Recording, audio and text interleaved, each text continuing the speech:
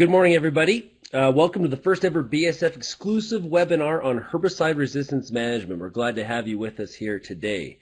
My name is Sean Haney, founder of RealAgriculture.com and host of Real Ag Radio, which you can find every day on Rural Radio 147. And I'll be moderating this discussion this morning. We'll also have three industry-leading experts from both Canada and Australia joining us. They're going to share their expertise and discuss current trends, weed concerns, and of course, herbicide resistance and how to manage it. We're going to hear from Dr. Roger Mandel. He is Technical Service Specialist with BASF Australia. Dr. Bob Blackshaw, retired weed scientist, formerly with Agriculture and Agri-Food Canada. As well, Andrew Reid, Technical Service Specialist at BASF Canada. As you can see, we're going to have lots to look forward to in today's webinar. So what are some of our goals here today? Why have an entire webinar devoted to herbicide resistance management? As resistance continues to spread across Canada today, there's a lot of opportunity to take a step back and discuss the issues from a global standpoint.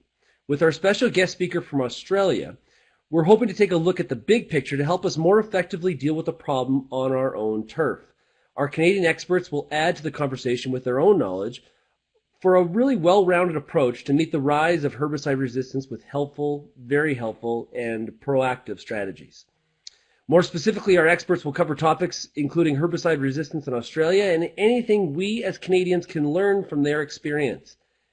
And they'll discuss tough weeds to keep on the radar as well as best practices to help manage them, such as integrated weed management and diversified cropping systems. We'd like to end the webinar today with time to answer your questions. To submit a question, just type it into the chat box and we'll have one of our resistance management experts answer them in the Q&A portion of the program.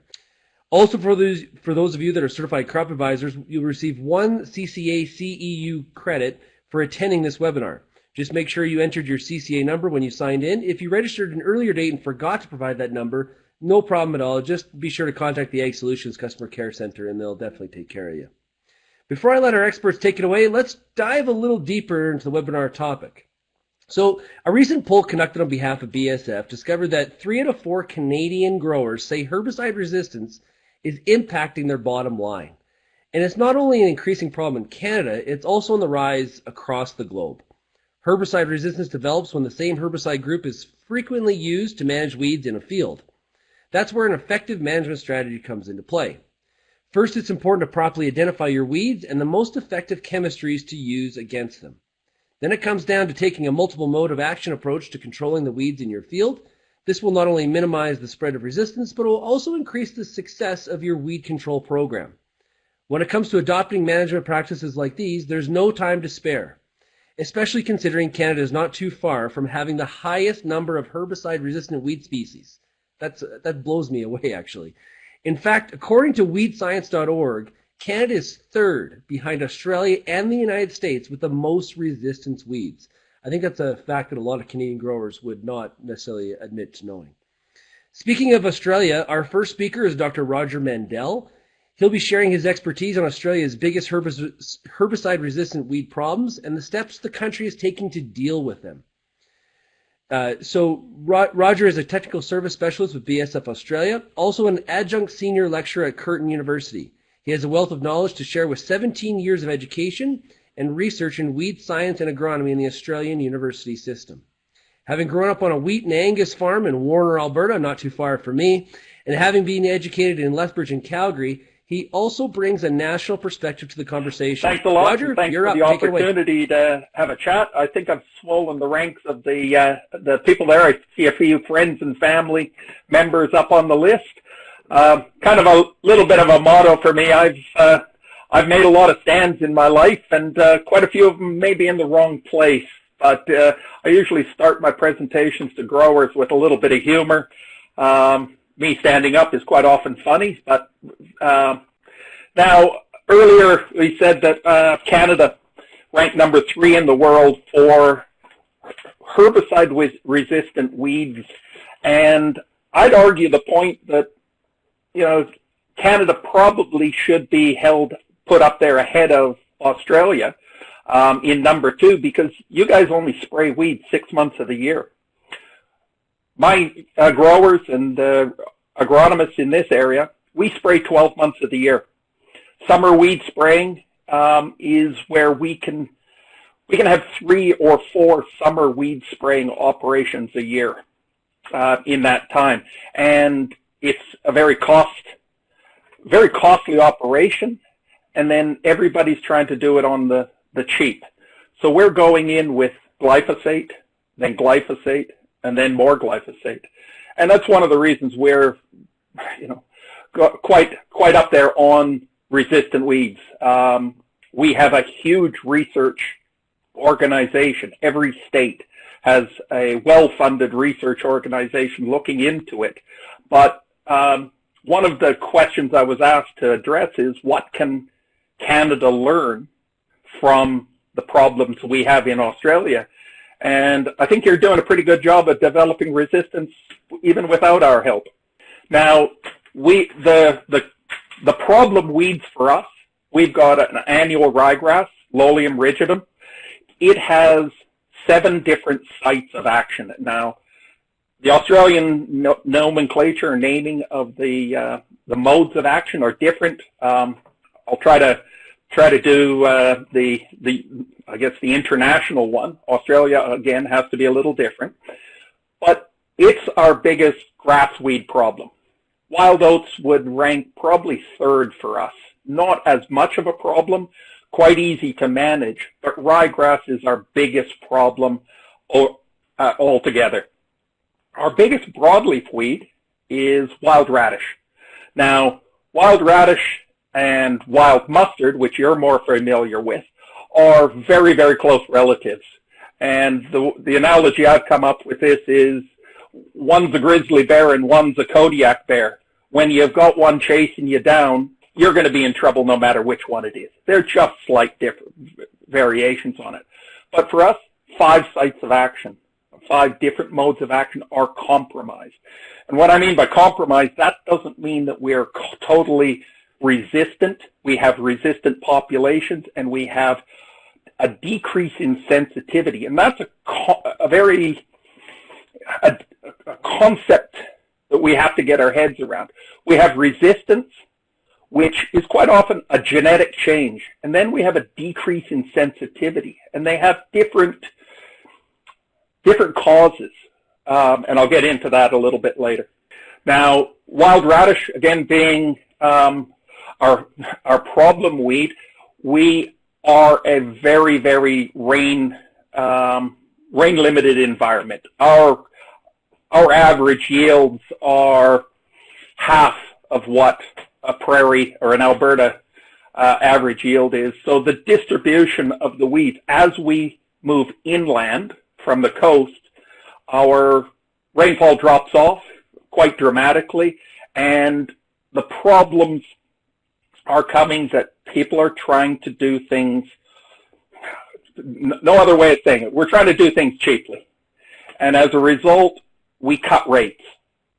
We've got this, and it's a term that's used, called half-rate heroes. We cut the rates of our herbicides, and it works for a little while. Then it doesn't work quite as well, so we put a little bit more in, and then we get this creeping decrease in sensitivity. And it's a form of resistance. Down here we refer to it as metabolic resistance. Plants just find a way of avoiding dying, and the population is evolving. Now, how widespread is the resistance? Well, with annual ryegrass, the group, I guess the class 1, so the fops and dims, are almost useless in our annual ryegrass. They're not only compromised, but nobody uses them anymore. The holy grail for agricultural chemical companies like mine is to find a post-M, so a post-emergent grass weed herbicide in cereals. The old hoe grass product, the fops and dims. We don't have those to use. So almost everything is relying on pre-emergent herbicides. We have gone to products that have to be applied onto bare soil, and we're already starting to develop resistance to it. We have just released a new pre-emergent herbicide. It has only been in the market for 1 year in Australia. This is in canola. We've already isolated resistant populations to it. On the broadleaf weeds, thistles, we have problems with obviously the wild radish and the mustards, but we have a lot of the same weed problems. Again, the issue, we're spraying 12 months of the year, so we get more chances of resistance developing because we're applying more often. Now, one of the cost, we have a research organization down here, Grains Research Development Corporation, a government-funded and grower levy program, where it's looking at the cost of weeds. And it was estimated just a couple of years ago of 3.3 billion. And of that, we've got total expenditure on controlling weeds is 3/4 of that. And then 750 million is spent on lost yield because of that. So it's a massive problem for us. $3 billion is a lot of money in anybody's count. Now, what do we do after resistance? And this is now kind of hitting it with a sledgehammer. I remember as a kid, very young, the first combine I ever got on was a Massey Harris 27. Most of you people wouldn't even know what the name Massey Harris. But we used to have chaff dumps or straw trailers that we pull behind them, very much like up behind that John Deere one. We do chaff decking, which is to collect the weed seed in a narrow row behind, and then we burn it. And the third one behind that case combine is a Harrington seed destructor. Now that's a mechanical mill that is pulled behind.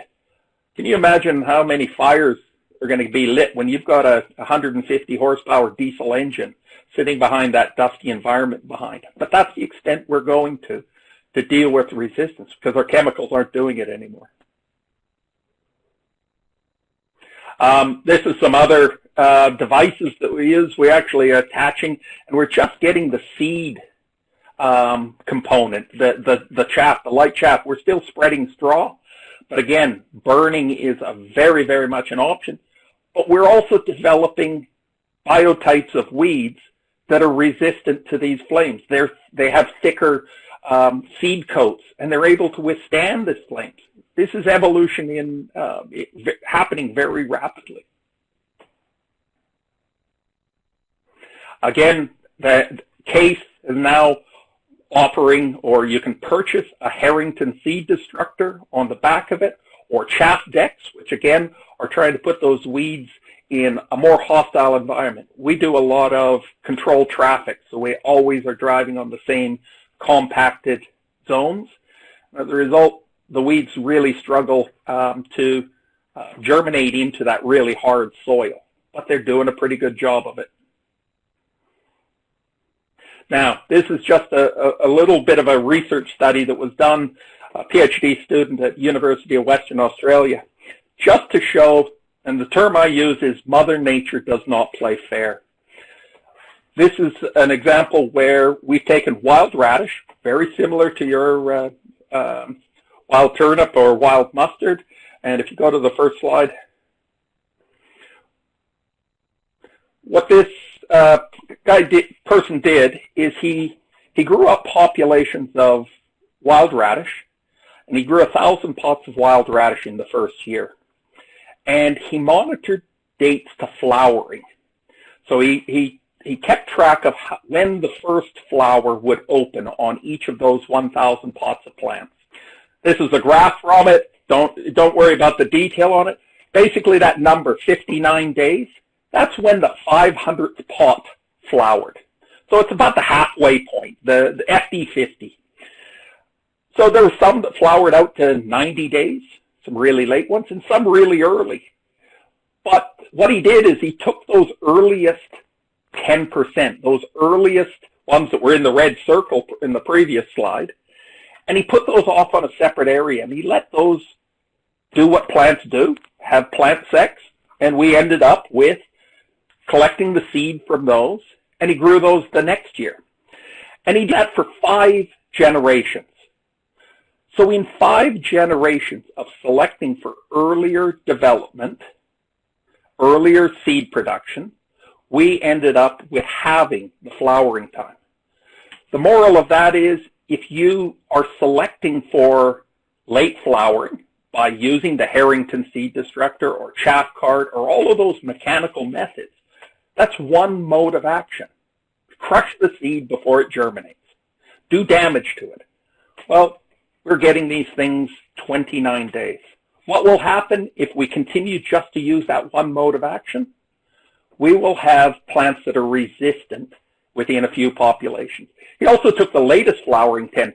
So the last 100 pots, put those together, and we doubled the flowering time. And again, weeds are not a domesticated population. We have selected all of our domestic wheats and barleys and canolas to flower on the same date, to germinate on the same time, to do everything the way we want it. That's domestication. Weeds are wild. They don't do what we ask them to do. If we do one thing, they'll do something else. We've got problems with our ryegrass. When we started cutting them off and running them through a Harrington seed destructor, they started growing sideways instead of growing up. Weeds are survivors. Now, I do feel sorry, again, growing up 20 miles from the Montana border, you poor Canadians have, you spend too much time next to the Americans. You don't have that metric system down quite right. This is your label rate, that 10 to 28 grams per acre of heat. In Canada, it's called heat. In Australia, it's called sharpen. Convert that, that's 26 to 71 grams per hectare. That's the Canadian label rate. Now, Australian label rate is almost half of that. We already have reduced it because we're a lower input. The farmers cannot afford to put those.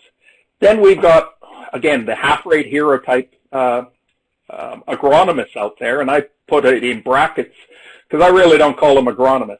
They are actually destroying our industry.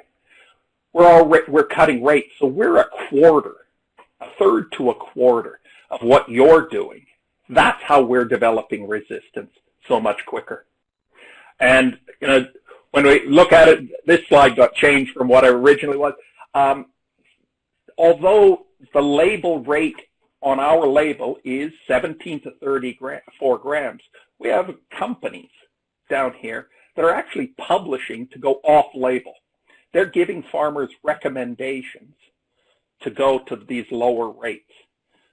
They do understand, but it's their business model, and unfortunately, I've asked them, how many times do you have to hit your thumb with a hammer before you know you don't want to hit your thumb with a hammer? We are losing these modes of action every 5 to 8 years. We're considering losing a mode of action. And the last new herbicide mode of action was the same year as the first episode of The Simpsons and the Berlin Wall coming down. For those young people out there listening, there was a town in Germany that had a wall that went through the middle of it. It's kind of a cool place. It's not there anymore. But 32 years since the last new mode of action herbicide. Great. Roger doing his best for the tourism industry in Berlin. I think we can really learn a lot from what Roger had to say. You know, learning from the experience in Australia, bringing it back to Canada. And with Roger, the fact that he grew up in Canada, really understands both markets very, very well. So our next presenter is Dr. Bob Blackshaw, who will be presenting his insight on weed resistance, integrated weed management, and diversified cropping systems. Bob's now retired, but he just can't get away from it. Bob grew up on his family farm in Virden, Manitoba, and is backed by 33 years of experience as a weed scientist with Agriculture and Agri-Food Canada. After spending a year in Australia learning about their weed resistance issues and solutions, Bob also brings a broad perspective to today's discussion. Bob, you're up. Good morning, everyone. Happy to be with you today. I'm going to speak a little bit about the current status of weed resistance on the Canadian prairies, and then I'll move along and present a few strategies in terms of how we may best manage weed resistance, or at least and perhaps delay or prevent further resistance developing on our farms. So in the first figure here, we're looking at the increase in the number of resistant weeds in Canada over the last 40 years. And you'll see that we did have some resistance occurring in the 1970s, but the steepness of that line increases quite dramatically with the introduction of the Group 1 and Group 2 herbicides in the 1980s. And that's because they were widely used, but also they have a higher tendency to develop resistance as compared to some other herbicides that we use. Now, not only are the number of resistant weeds increasing, but the amount of our cropland that's being affected by resistance is also increasing with time. The weed resistance surveys that were done in 2001 through 2003 indicated that about 10.9 million acres of our cropland was affected by resistance, and our most recent surveys indicate that number to be around 38 million acres. And so that's 60 to 65% of our cropland in Western Canada. Now, I mentioned that some herbicides have a tendency to develop resistance more than others, but some weed species do as well. And the first factor that's very important is the overall distribution and density of a weed. So if we have a weed like wild oat that occurs across almost all of Western Canada, and it occurs in reasonably high numbers, and it's economically important, so that means we apply a lot of herbicide to control it, it's almost a given that we will develop resistance in that weed sooner or later. Another very important factor is the genetic diversity of a weed, and Roger sort of gave us a couple examples already of how diverse weed populations are. And so if they're very genetically diverse, and genetic diversity tends to increase if the species is outcrossing, and certainly kochia is an outcrossing species, then they have a higher chance of having that resistant gene in their population there in the first place. So looking backwards, we know that wild oats resistant to Group 1 herbicides probably had that resistant gene at a frequency of about 1 in a million. Whereas kochia resistant to Group 2 herbicides, that resistant gene in the population was probably just 1 in 10,000 or 1 in 100,000. And so that just means that resistance is going to develop very quickly in that situation. And then seed production, once we have a resistant plant, if it produces a lot of seed, then obviously that just increases how quickly it will spread over time. This table is showing the top 10 most common weeds in Western Canada. I think you're probably pretty familiar with all of them. You see the green foxtail and wild oat are number 1 and 2 there, and they are species that we have the greatest resistance in. So this just goes back to what I said earlier about how common they are across the geography, and they are most likely to develop resistance. You'll see that number 6 to 10 there are broadleaf species. They're all resistant to Group 2 herbicides at some level. And I think it's interesting to note that cleavers and kochia, they didn't make the top 10 list a decade ago. So either they're increasing because of our changing cropping practices or our changing climate, or because of the fact that they are resistant, and that just means their populations are increasing in time as well. In this table, I'm presenting some recent resistance survey results from Saskatchewan. We tend to do these every few years. Saskatchewan was done in 2014, 2015. Manitoba a year later, and Alberta was just done last summer. So, and it gives us a snapshot of resistance on the prairies. These are random surveys. We have no prior indication that there may be resistance in a field. The surveyors just go in and select a certain number of fields per county or per municipality, and collect some seed, take it back to the greenhouse and test it for resistance. So what you'll see here with wild oat, Group 1, 59% of the samples, Group 2, 32%, and then samples that were resistant to both of those was 25%. So that's an increase from the last time we did it, and that's just sort of showing that we've switched from Group 1, we've switched to Group 2, and now we have resistance to both of them. If we were to look at that number in Manitoba, it's closer to 50% for group 1 and group 2 resistance. Green foxtail, not as big a problem in Saskatchewan as it is in Manitoba, but you'll see the numbers that we have there as well, so there is resistance. In group 2 resistance, there's about 15 weed species on the prairies that are resistant to group 2. Some of them are just minor populations here and there, others are much more widespread. You can read the numbers for yourself, but I think certainly the noteworthy ones are cleavers, which is certainly a big problem in our canola business. And really both cleavers and wild mustard are quite problematic in our pulse crops because we rely on group 2 herbicides so much in many of our pulse crops. Now, glyphosate resistance, it's hard to keep up with how many species around the world, but it's at least over 30 and climbing every day. We're reasonably fortunate, I guess, that kochia is the only documented weed on the prairies. So that doesn't mean that we're not afraid of some other species developing resistance in the future. Hugh Becky with Agriculture Canada in Saskatoon did a predictive modeling exercise about 10-12 years ago, and what he came up with in terms of species that were most at risk was kochia, wild oat, green foxtail, and cleavers, and certainly that came true with kochia, and we're very nervous about those other weed species. And I think it's also interesting to look at other geographies or other countries where they have resistance, because that means that they have it, then we may have it in the future as well. So you'll see here I've made a note that there is glyphosate-resistant Russian thistle in the United States. Certainly we have Russian thistle in our dryland cropping regions, and so that's something we should all be watching out for. So, and just to sort of note here, this is the photo where Hugh Becky and I went out and collected the first resistant kochia samples in 2011. So this was a chem fallow field that had used only glyphosate for several years. And the kochia trail there you see that's just one plant that was resistant, and it broke off the previous fall, blew across that field, and that one trail is equal to one plant of kochia. So you can see that it can spread quite quickly.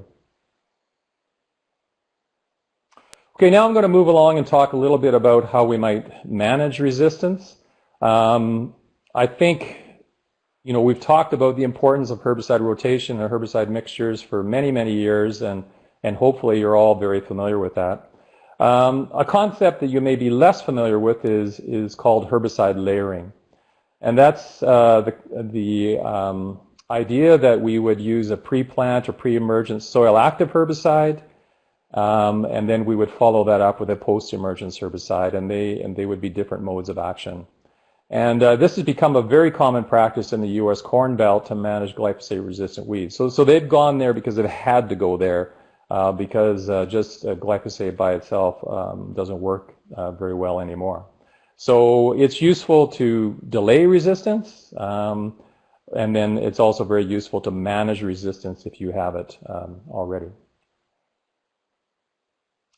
So when we talk about soil active herbicides, some of you that have a bit of gray hair like me will just think about your experiences with Avidex and Treflan, and maybe a little bit of hit and miss control that you got with those products in the years when we were incorporating them in a higher tillage cropping system.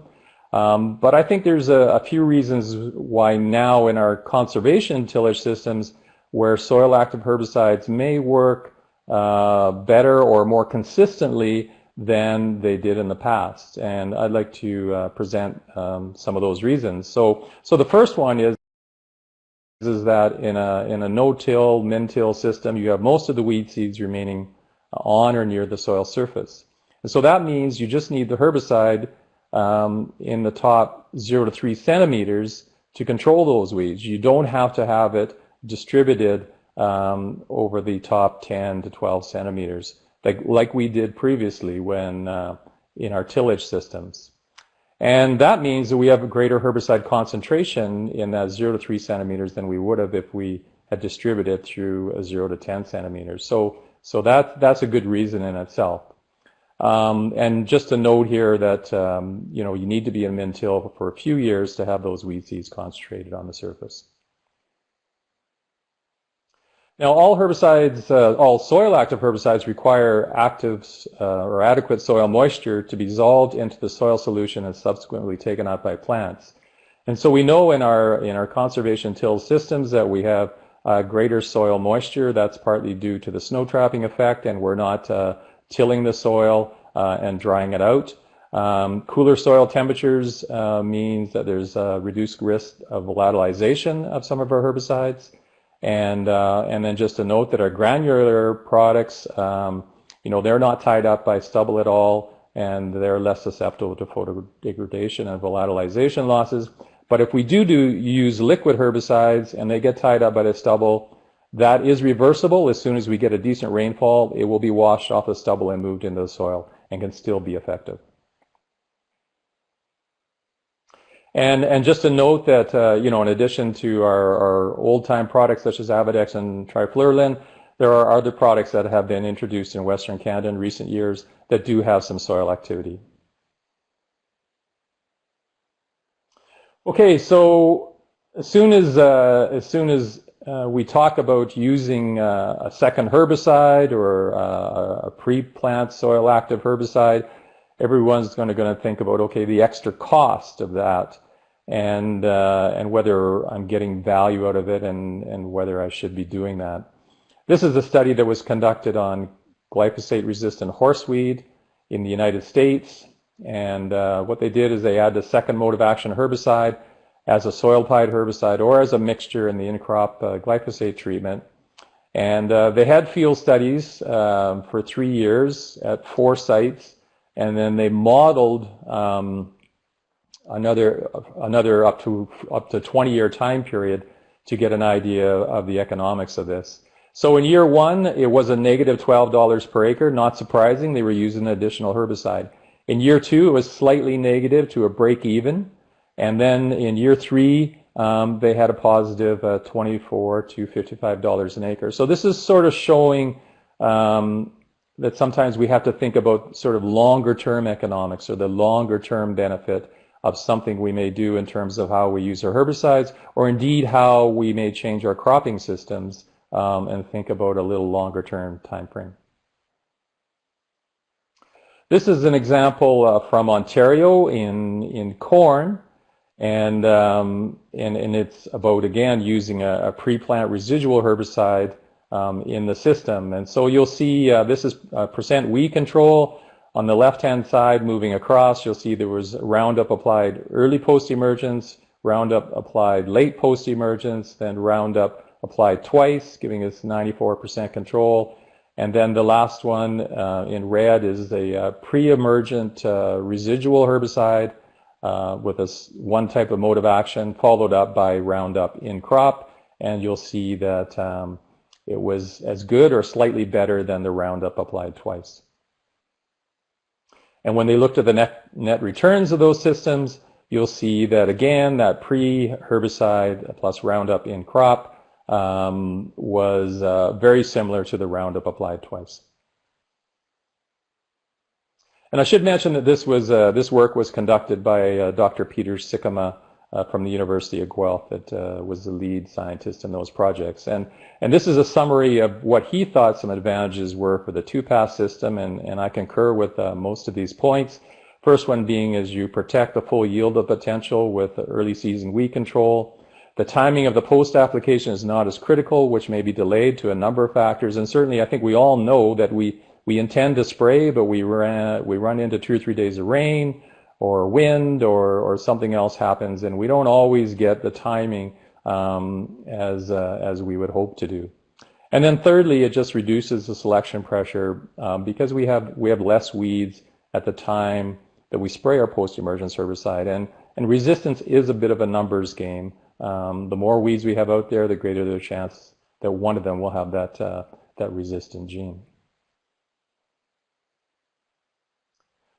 So this is the last slide. I'm just going to conclude my presentation this morning, and just want to highlight the importance of integrated weed management systems and integrated crop management systems. And really, probably number one is diverse crop rotations. It's the very best way to control weeds, diseases, and insects. We're pretty lucky on the prairies. We can grow a number of crops. And indeed we do. But I think it would probably serve us well if we could grow more winter annual crops. So if we can get a winter wheat or winter triticale or something like that into our system, that would be good. If once in a while we can get a forage into our system, that would be very good. Higher crop seeding rates, they are affordable in cereals, and so I would encourage you to do that. Not as affordable in maybe in canola or some of our pulse crops. Silage and forage crops are useful because we often harvest those before the weeds have a chance to set any viable seed. And so that just means that we can drive down the seed bank over time. And so actually in other parts of the world where they have severe weed resistance, they will actually go and quit annual cropping for a few years and go into silage or forage production, drive down that seed bank, and then actually come back to annual crops. Tillage is a tricky one. Tillage is usually not as effective as we think it is, but I think there's still a fit for it, even in our no-till systems. Perhaps it's just around the headlands or around the sloughs or where we have an extremely heavy weed patch. In those situations, that's not the best place to go use a herbicide. Maybe we should be tilling those weeds or going and mowing those weeds and preventing them from producing seed, and then follow that up with something else the following year. And harvest weed seed management, we don't do very much in Western Canada. Roger mentioned what they're doing in Western Australia because they have to.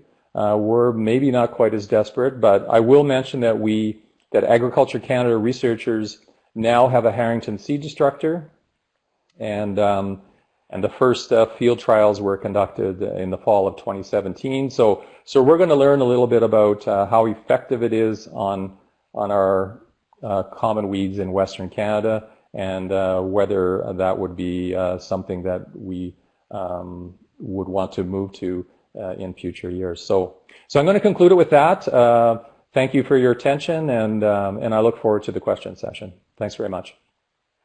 Thanks a lot, Dr. Blackshaw. I hope that we're able to implement some of these practical strategies that you outlined here so we don't have to see a whole bunch of Harrington seed destructors being pulled across the Western Canadian countryside. Okay, so next up is Andrew Reid. He is Technical Service Specialist at BASF Canada. Andrew has a Bachelor of Science in Agronomy with a Master's degree in Weed Science, and in the past 5 years has concentrated his efforts on the agronomics surrounding crop protection products in the industry. I'll turn it over to Andrew. You're up. Perfect. Thank you very much, Sean. So good morning, everyone who's on the webinar. Glad you could join us this morning to talk a little bit about resistance management. What I'm going to go through is a little bit of what we can do now, especially chemical side of things, but also having a bit of a discussion around integrating some other things. But the one key message I want to make sure everyone comes away with is managing resistance is much easier before it happens.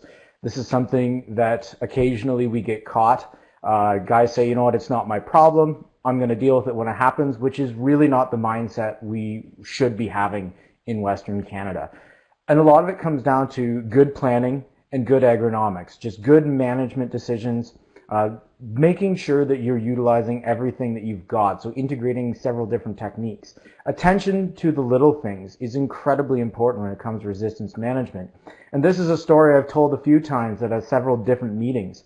I walked into a field situation with a grower who the first 30 feet or so of his field, right at the approach, had a very bad weed problem, and it went for about 100 yards down the headland and then seemed to peter out, and the rest of the field was clean. I asked him what happened. He's like, well, we got a new combine last fall. And, well, okay, that's great, but like, was it new? Was it used? And if it was used, did you clean it off? And he said, well, it was used, but we got it right before harvest. We were in a hurry. This is the first field we started at. We just put the header on and we went. I can almost guarantee you that there was some resistant seeds on that combine that he just brought and introduced into his own farming system. So the big thing when it comes down to is cleanliness is key.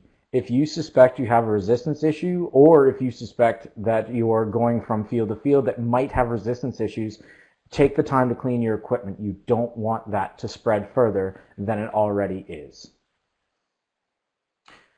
So the big thing when it comes to managing resistance, both before and after it occurs, is you really need to look at this from a systems approach. You can't just say, I'm going to wait for the next herbicide to come out and that's going to manage my problem. Like you heard Dr. Mandel mention it. The last time we discovered a truly unique mode of action was 30 odd years ago. We can't just say, I'm going to wait for new technology to come out and save me. We need to utilize what we have today. So herbicides are a very important part of that. But the thing is you have to make sure that you're managing and utilizing them effectively. And there's a lot of different things that you can do. So tank mix multiple modes of action. You know, rotate your crops and rotate the herbicide groups that you're using in those crops frequently. Now, when I say rotate crops, canola, snow, canola is not a crop rotation. That is in fact a monoculture, and you are putting more selection pressure on your resistant or your potential resistant weed populations. And the other thing to keep in mind is that we know there are some chemicals or some groups of chemicals that are higher risk. The group 1s and the group 2s are some of the highest risk chemistries we have. They're incredibly effective, but it's important to make sure that we're managing their usage as much as we possibly can so that we're not selecting for resistance. So the one big question I get very often is, you know, I understand we need to mix up our modes of action. Should we alternate or should we tank mix? Well, on this graph here, and this is actually work that Dr. Hugh Becky has done in the past, you can see that the moral of the story is alternating or tank mixing is more effective than using a single mode of action over and over and over again. But there is an argument to be made that the more modes of action you have in that tank, the more or the longer that your product is likely going to last in that marketplace. Now, one thing that is very important to note, when I say multiple modes of action, I really mean multiple modes of effective action. And this is something I want to change the conversation with in Western Canada. For a tank mix to be truly multiple modes of effective action, at least 2 active ingredients must have activity on the target weed. Now, if we say, okay, I've got a group 2 in the tank and a group 1 in the tank, or if I've got a group 9 and a group 1 in the tank, let's actually use the glyphosate in a group 1 example. That's multiple modes of effective action on grassy weeds, but it's not multiple modes of effective action on broadleaf weeds. So it's important to know the products that you're using and the weed populations that they're effective on. And one we get a lot of questions about is the group 14s. Now, most of the group 14s have very good activity on broadleaf weeds. So it's something that if your most problematic weed species is broadleaves, they might be a pretty good fit for you. Now, the one thing with group 14s is we get a lot of questions around, well, should I be looking at a spring application or should I be looking at a fall application? Both have pros and cons. Now, fall applications have been demonstrated in some areas to potentially improve weed control the next year. You could potentially get a little bit more activating moisture through the winter, so you can sometimes see a bit more residual in the spring. The flip side of that is you've kind of locked your rotation in. By putting that residual chemistry down, some of those you spray in the fall, specifically with group 14s, can really limit your crop choice in the spring. Now, a spring application allows you to really tailor the application you're using to the crop of interest that you know you're going to be planting there. Now, the one big thing with that is time becomes a factor, and this spring is a great example of that. It's already April 12th, and we're still negative. We had some snow last night here in Western Canada. So time becomes a factor, and sometimes you don't have that amount of time to get the sprayer out either before or after your seeding commences in the spring. So when we talk about a systems approach, the big thing with this is utilizing multiple passes is part of an effective strategy. Now, it's key to note, part of an effective strategy. It's not your only strategy.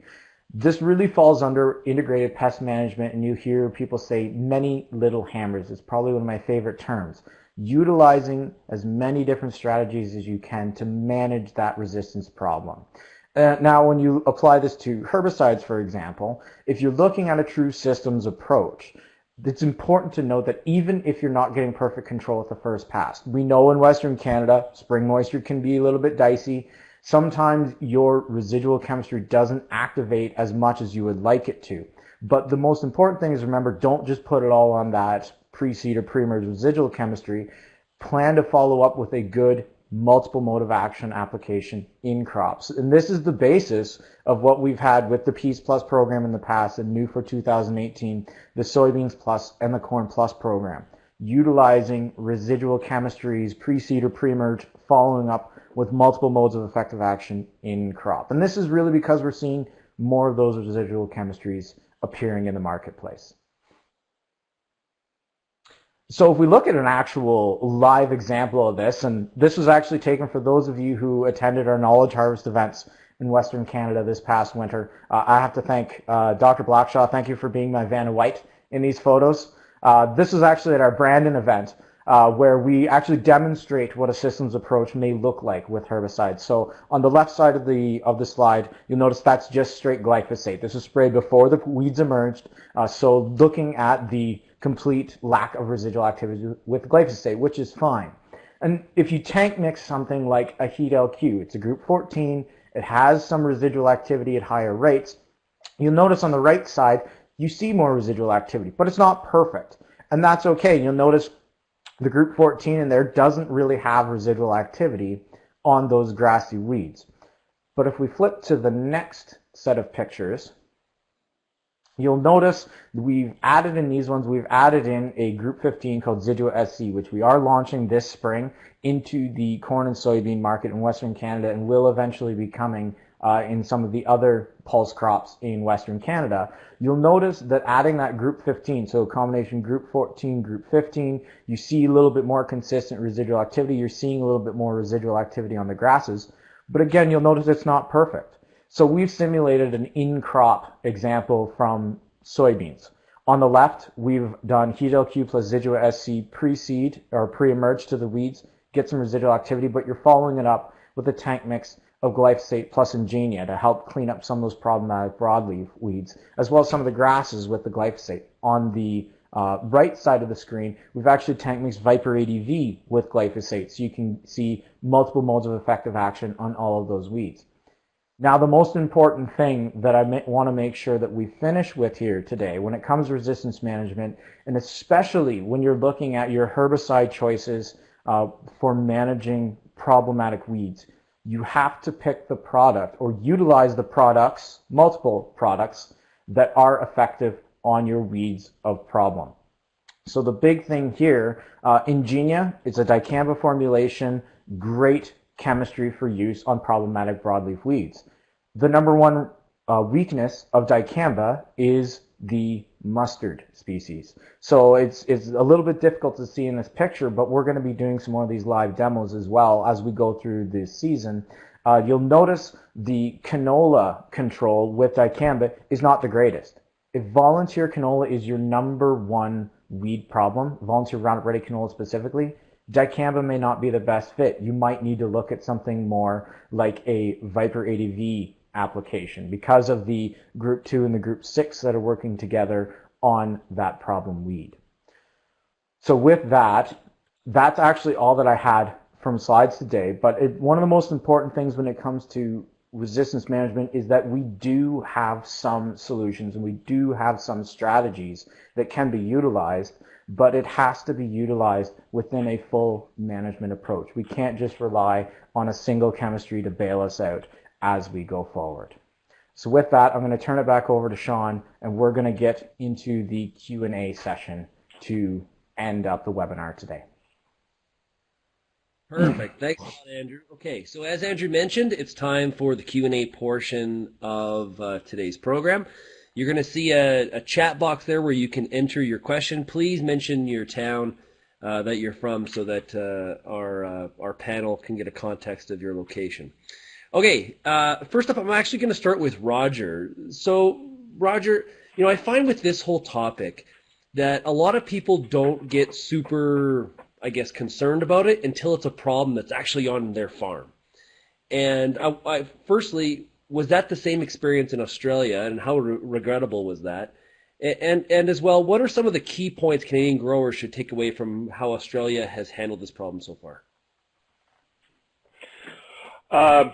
You're right. Nobody worries about it until it's, biting at their ankles. What was happening is, as the glyphosate is our savior down here. We can't farm without glyphosate, and we have many weed species that are resistant to glyphosate. And when glyphosate became cheap, we just added a little bit more. So we went from 500 mil of a 340 gram active. We're now up to 3 liters. We have resistant ryegrass weeds that 68 liters of glyphosate per hectare will not kill. It has 3 different mechanisms to detoxify this molecule. It's immune to this stuff. And we wish we could go back, yet we deal with glyphosate resistance by assuming that another chemical is going to come down the pipe and that another company is going to come up with something.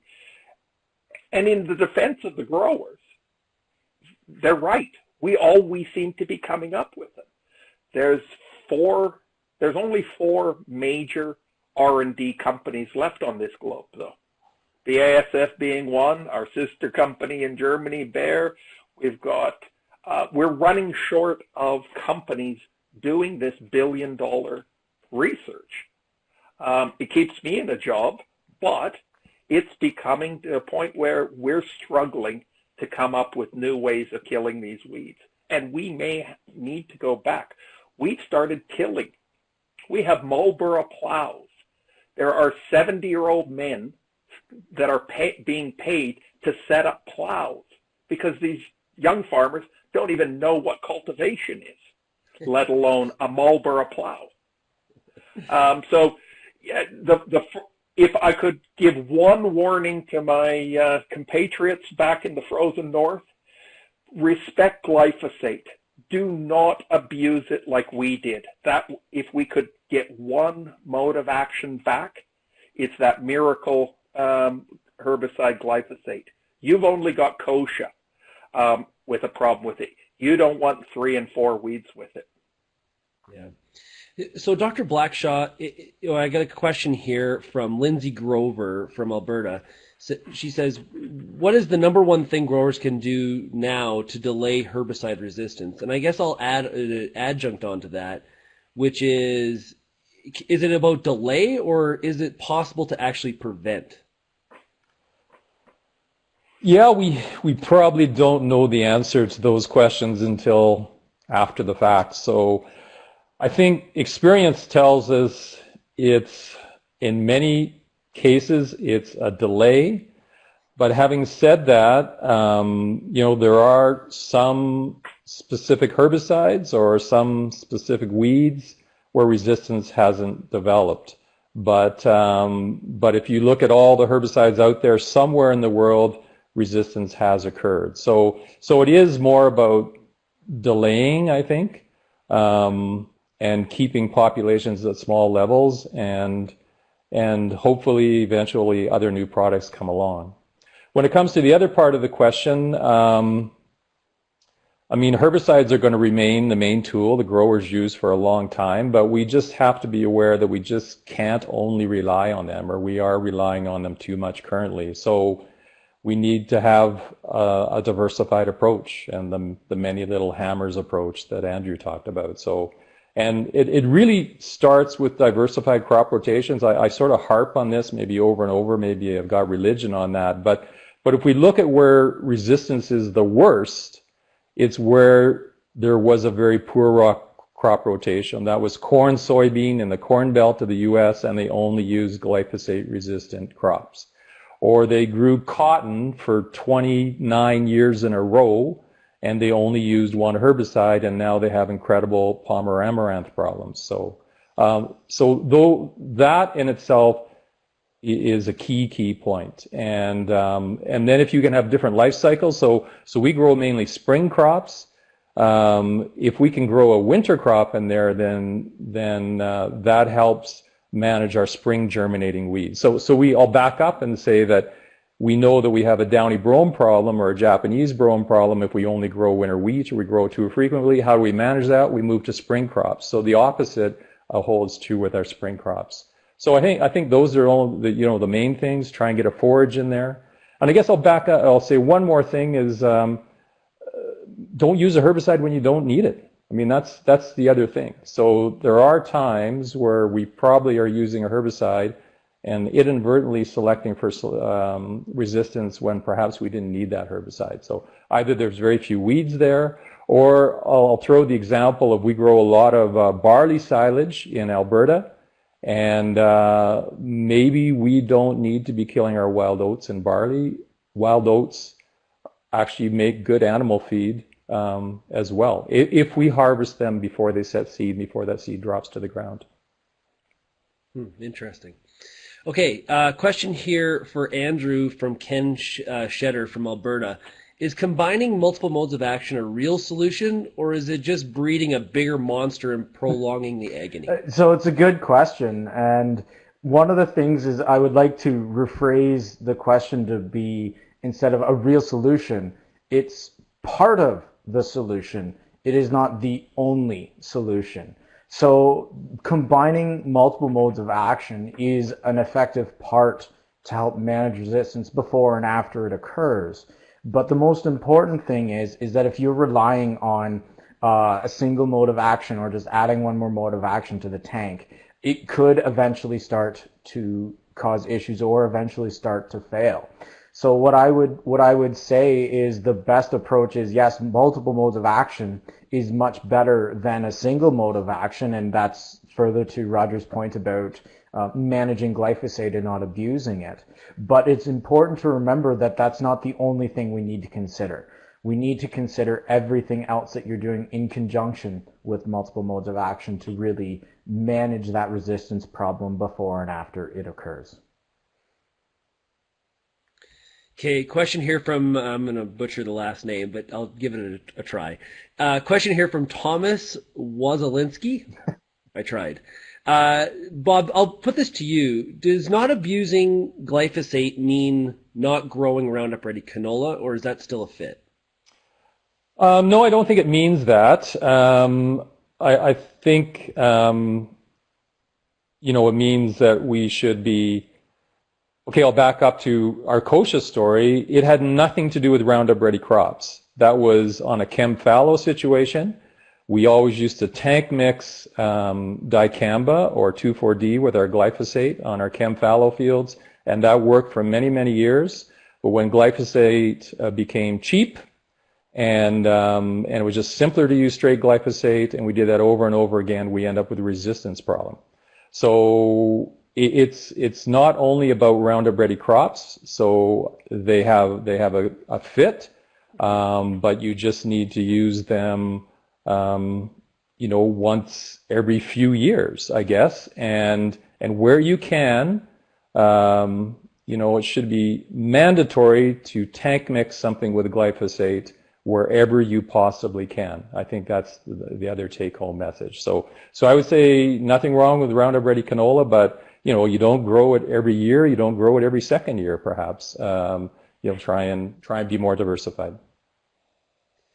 Roger, you mentioned that there's only there's a small handful, less than a handful, of companies working on developing new products. So can you speak to why it's so hard to solve this problem through chemistry and why we're not seeing these new actives come to the market? Well, when I started as a scientist at University of Lethbridge, one of the professors there in chemistry used to smoke in his office, and he smoked a pipe, and it was a beautiful smelling pipe. Our safety in any industry has tenfold, 100-fold the cost of doing things. Just the cost of bringing a new mode of action. Recent estimates are €1 billion to bring a new mode of action or a new site of action to the market. Now, that's not that particular one molecule, but we've got to have 10,000, 100,000 failures to get that one molecule. So the chemists, and in fact, I'm going over to Germany in June to see our R&D organization, and they're screening new molecules by the 1,000 every day. So they'll have trays of 50 or 100 different plant species, and they'll spray them with this new, and they'll take a look at it and they go, oh, it's not worth a damn on broadleafs, but it's good on grassy weeds. Then they get a little further down the R&D on it. They go, oh, crap, this is no good. It's absolutely horrible on native species, mosses or ferns or something.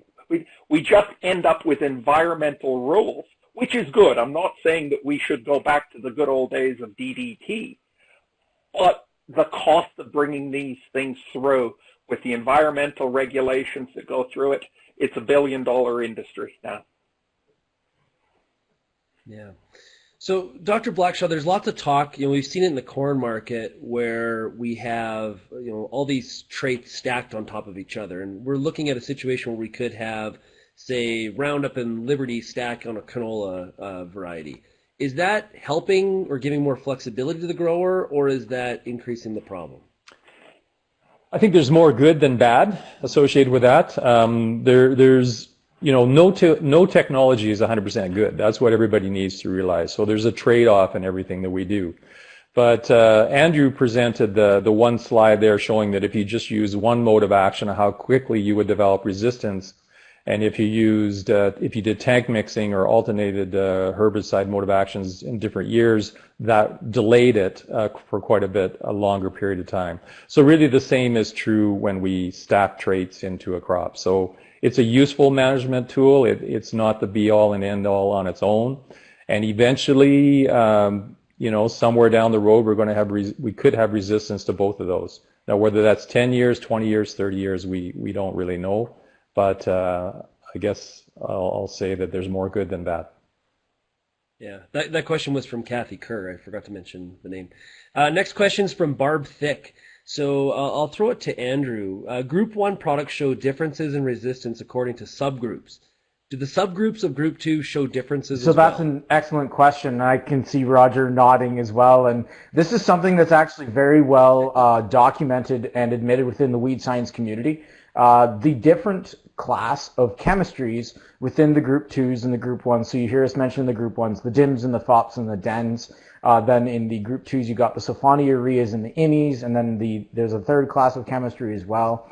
They do all show slightly different types of resistance. We've got some situations, and one of the really neat things about Group 2 resistance is there's a lot of different naturally occurring mutations that can confer genetic resistance to those chemistries, but some will only confer full resistance to one class and partial to another and be completely susceptible to the third, or vice versa. Or there are some that are conserved across all three classes of chemistry.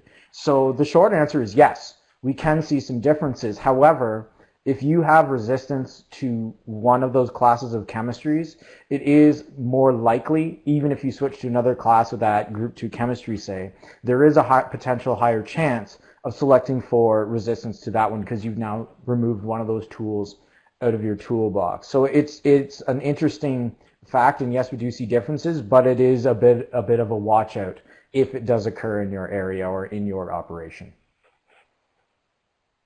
Okay.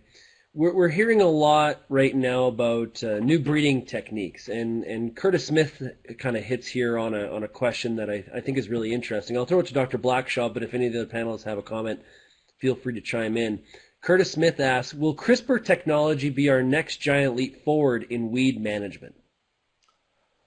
Well, I'm not an expert in this, so I'll admit that right off the get-go. It's another biotechnology approach, so it's a useful approach. It will be useful in terms of plant breeding, and that could be useful in terms of resistance techniques as well. So it's probably going to be pretty positive.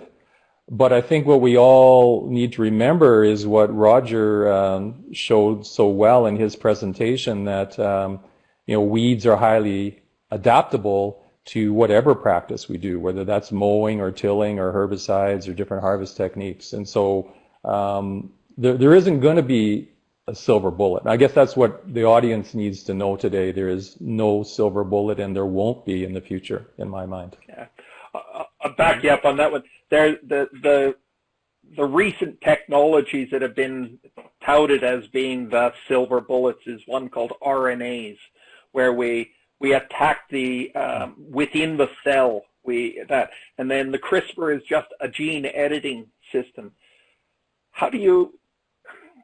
It's going to be fantastic for dealing with diseases in human beings, where we can do it under perfect conditions, under sterile conditions, in the womb.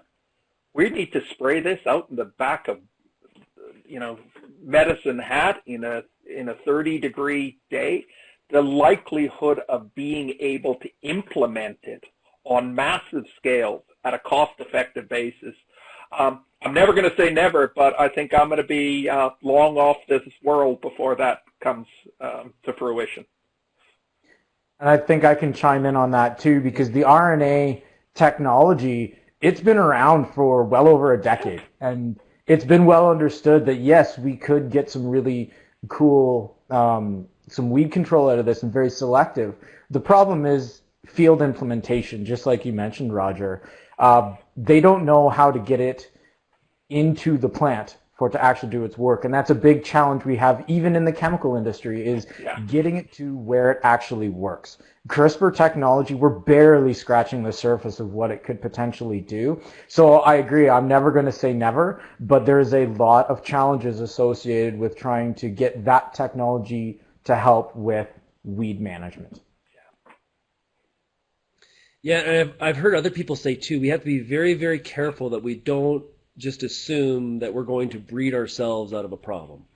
That there are things that we have to do on our own farms to make sure that we're being proactive. So next question is from Jessica Lusney. She says, what happens to weed populations when you apply a half lower rate of a chemical? Andrew, I'll throw that to you, because we hear this lots, right? Like, I'm just going to go into and Roger kind of talked about it too, but I'm going to do a cut rate because I'm going to save myself money, and I've heard that works. So it's a great question. We get this all the time, and we can point to Western Australia as an example, but I'll point to one that's actually closer to home. I forget the researcher's name, so Bob or Roger, if you remember who it is who did this work.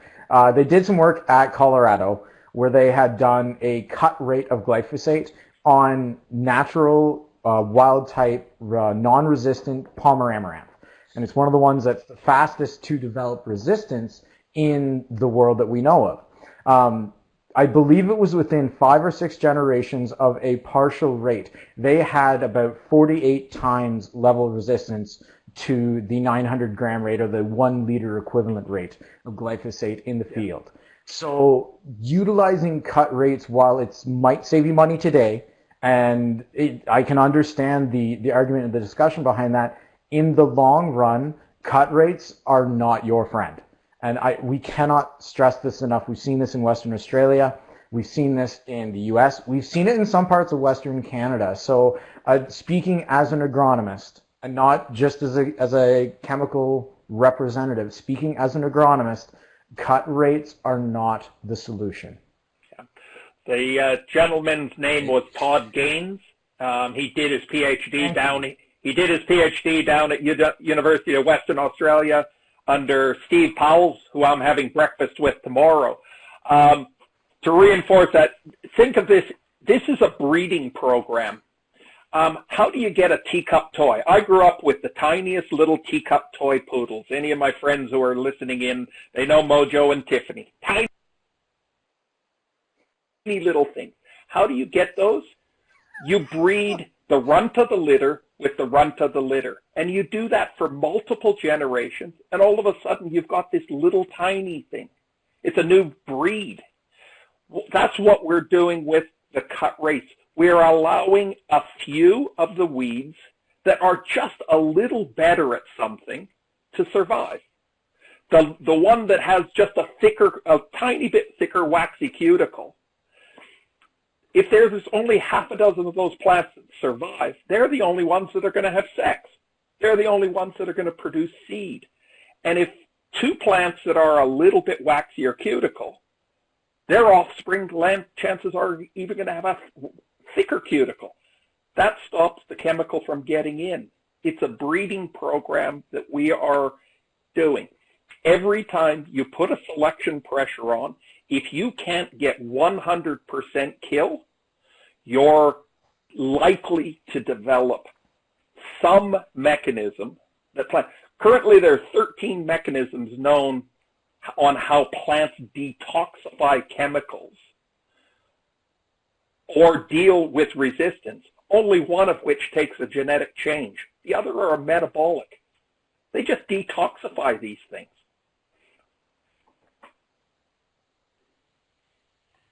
Dr. Blackshaw, Dennis Ziprick asks, there is some work being done with mixing Group 1 and Group 2 wild oat herbicides. Do you know where this work is at and if there is any improved efficacy on wild oat resistant I don't know where that work is being done, but we know that if you're using two modes of action, then you are most likely going to get better weed control if they're applied properly, and then that will help delay resistance in the longer term. So now I will back up and say that Hugh Becky did a study several years ago. It's not current. It's probably like a decade ago, looking at comparing using different herbicides in alternating years versus tank mixing, and found that tank mixing was more effective than herbicides in alternate years. So I can't answer that question as well as you would like, probably. No worries. Hey, Dr. Blackshaw, I got another one here for you. It's from Robert Parr from Manitoba. Is using one herbicide group, say either 1, 2, or 8, until it fails, okay, then switching to another until it fails, is that a suitable resistance plan for wild oats? Many producers in my area are doing this. I think quite a few people do that. So, I mean, even if they don't intentionally do that, they do that. They get comfortable with the herbicide. It's sort of human nature to use, if it works, keep doing it, right? I mean, I think we're all guilty of that. It's probably not a good approach, and I don't know if we know the answer definitively all the time, but both Roger and Andrew gave examples of, you're likely going to select for resistance faster if you just use one, so you're going to get it faster, and you're going to have higher populations of those weed species in your field. And then if you think you're going to switch to another one, it depends on the mechanism of resistance that you selected for. So don't automatically think that it's going to be still susceptible to that group 2 or that group 8, because if you selected for some type of metabolic resistance, it could be resistant to that other mode of action of herbicide, even though you've never used it on that field before. And that's the real kicker for a lot of people. They think, well, I've never used a group 2. They go in and they use it, and they already have resistance. They say, well, how can this be? But that's how it can occur. So generally, it's not a smart idea. Okay. Andrew, I'm going to bunch up a number of questions I've gotten about pre-harvest. So, we hear about using HLQ pre-harvest with glyphosate. Is that, I got a couple here where people have said, is that not adding to this problem by this doing more? So it's a good question, and we're seeing more pre-harvest usage in Western Canada. The one thing that's important to note, we've mentioned a lot about selection pressure today. Like Roger said, if you're not getting 100% control, we're applying a huge amount of selection pressure. One thing to note when we're looking at a pre-harvest application, a lot of times, if we're targeting crop dry down and there's no weeds present, you're not really applying any selection pressure if there's no weeds that you're trying to dry down. One of the other things to keep in mind is if you do have weeds present, a lot of times we are seeing more mature weeds. They potentially already set seed. If they've already set seed and then you apply a herbicide, you actually don't really apply any selection pressure towards that application or towards that mode of action, because they've already had a chance to pass their genetics on to the next generation. Now, if you had some juvenile weeds that you're trying to dry down to get harvest you could see a little bit more selection pressure, but then it also comes back to what is your crop rotation? What other products are you using in that field? What is what's your crop going to be the next year? So it's more than just saying, okay, if we use a pre-harvest application, that's more selection pressure, that's potentially bad. It's what other strategies are we utilizing beyond just that pre-harvest application to manage those weed populations? And that's where you can start to work in some other techniques like Bob mentioned. Like if you've got a lot of cattle in your area, maybe look at growing a forage or cutting it for green feed instead of taking it off for ground. That may be an option in some areas. So there's a lot more that goes into it than just looking at one singular application. Yeah. I'd like to get the panel's opinion on, whenever we have conversations about weed resistance, Palmer amaranth always comes up. And the question always is, do we have to worry about it in Canada? Because it is the super weed of all super weeds. And if you thought back 5 years ago, 10 years ago, they didn't worry about it in the Dakotas, but now they're worried about it and thinking about it. So do we have to be worried about this weed in Canada? Dr. Black? I get all the tough questions. I honestly don't know. I mean, it's in the water hemp family. It's better suited to warmer conditions of the southern U.S., so it's probably not even as likely a problem in the northern U.S., but it doesn't mean that it can't occur. Another one that's related to that is water hemp, and certainly that's present in Ontario. That's present close to our border. There was water hemp found in Manitoba just this last year or two, and they tried to quarantine that and take care of that. So certainly water hemp, we should be very careful about or looking for it. The Palmer amaranth one, I think it's less likely that it's going to survive and set seed and be viable in our climate, but lots of these things are just guesses, and we don't really know.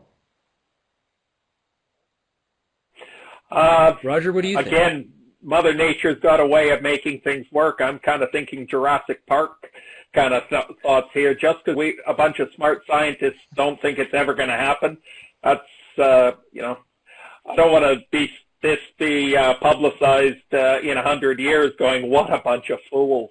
But the strategies that we use, whether it's palm amaranth, whether it's the thistles, the weeds, it is a strategy, and a good integrated weed strategy, doing the right thing at the right time. Sometimes you're going to sacrifice yield. And I've got some really, really switched on growers and agronomists down here.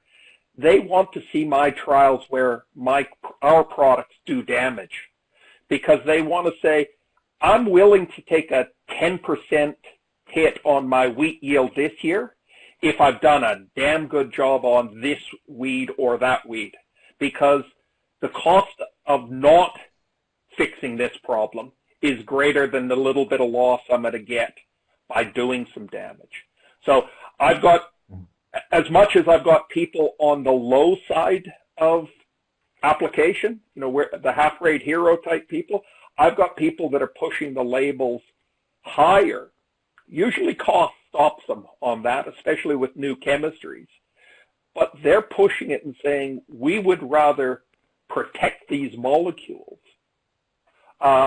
And we need to do these types of things. Yes, it's a hit on yield, but I'm thinking about 3 years down the road that I'll be able to grow a crop that I can't now, and I can make more money growing that crop in a few years. That was Bob's slides when he was talking about a 3-year window. You don't make money on the first year, you make it on the second, third, and the next 10. But not doing it for 1 year may cost you 5 years of problems. Yeah. Andrew, it really does come down to making sure you get the information, right? What is my problem? What could be my problem? And what are the proper tactics to ensure that I'm using the best solution? And it's really about getting information. Absolutely. And there is a ton of information out there. The weed science community is it's a smaller community, but honestly, it spans the world. And Great example today. We've got Roger joining us from Western Australia. Completely different environment, but many of the same problems. There's a lot of information out there that we, and I use the royal we as in the entire industry, we can utilize to try and manage this problem really before it comes an issue. And actually, Roger, I'm glad you made the point that some guys are willing to sacrifice a little bit of yield to manage a problem. Because we are starting to hear of a couple of areas where guys have started to do that here in Western Canada as well. So we can't say that it's not going to happen here and it can't happen here, because it obviously can and it is already. So really it comes down on all of us. That includes us as a manufacturer, the weed science extension community, as well as the growers, the agronomists, and the retailers, to really learn as much as they possibly can and then devise strategies to help manage that for the long term, not just what's going to make me the most money or what's the cheapest product that I can use this year. Yeah, very well put.